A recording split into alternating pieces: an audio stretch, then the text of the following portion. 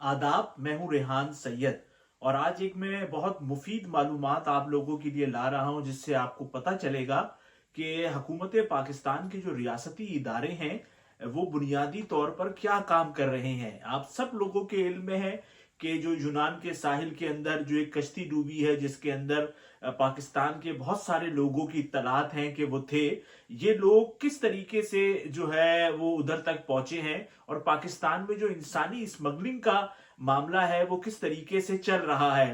देखिए, दुनिया में बहुत सारी चीजें होती हैं। इंसानी स्मगलर छुप के लोगों से मिलते हैं, पैसे लेते हैं, तो वो फिर बाहर उनको भेजते हैं। लेकिन पाकिस्तान में जो मामला है वो इतना आसान है कि आप सोशल मीडिया पे जाएं, आप फेसबुक पे जाएं, यूट्यूब पे जाएं, टिकटॉक पर जाएं, तो आपको लातादात ऐसी वीडियोस मिलेंगी जिसके अंदर जो लोग ह्यूमन ट्रैफिकिंग में मुलव्विस हैं, जो लोग लोगों को बाहर भिजवाते हैं, चाहे वो सही तरीके से हो या फिर गलत तरीके से हो, इन तमाम लोगों की जो वीडियोस हैं वो सोशल मीडिया के ऊपर मौजूद हैं। और बाज लोग तो सरेआम जो है वो ओपनली अपने जो सोशल मीडिया के पेजेस हैं और जो चैनल्स हैं उन पर वो कहते हैं कि अगर आपको डंकी लगानी है अच्छी वाली तो उसकी कीमत जो है वो 30 लाख है। अगर आपको खतरनाक रास्तों से जाना है तो उसकी जो कीमत है वो 15 लाख है। और ये चीजें हर बंदे के जो है मोबाइल पर मौजूद है। आप अपनी जो सोशल मीडिया चैनल्स हैं उनको आप देखें तो उसके अंदर लातादात वीडियोस जो है वो आपको मिल जाएंगी।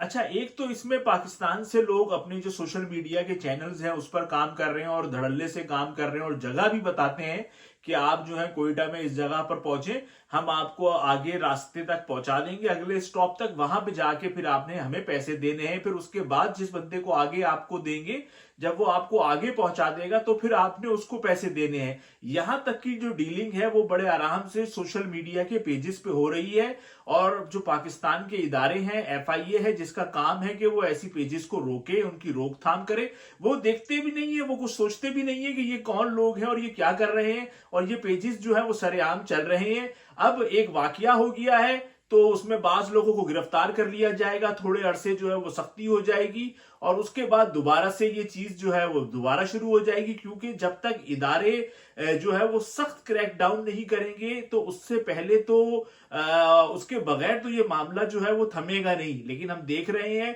कि सोशल मीडिया पे बाज तो ऐसे पेजेस भी हैं जिनके पे जो फॉलोवर्स हैं वो 50-50 हजार हैं और वो लोग आराम से जो है वो काम कर रहे हैं और पाकिस्तान में कोई रियासती इदारा उनको कुछ नहीं कह रहा है। और अभी भी जो BBC की एक स्टोरी है उसमें बताया गया है कि FIA ने कहा है कि हम तो हुक्म का इंतजार कर रहे हैं, उसके बाद फिर हम इन पेजेस को बंद करा देंगे। यानी कि इतना कुछ होने के बावजूद भी अभी भी जो है वो हुक्म का इंतजार किया जा रहा है और न जाने वो हुक्म कब मिलेगा जब ये पेजेस जो है वो बंद होंगे।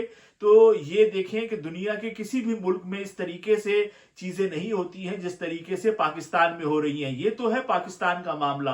अब एक मामला वो है कि बहुत सारे लोग पाकिस्तान से बाहर गए हुए हैं, जैसे कि कनाडा गए हुए हैं और दीगर ममालिक में गए हुए, वो भी वहां से फिर अपनी वीडियोस बनाते हैं और वो कहते हैं कि आप इस तरीके से आए, इधर से आए तो हम आपकी यूं मदद कर देंगे, फिर ऐसा हो जाएगा, ऐसा हो जाएगा।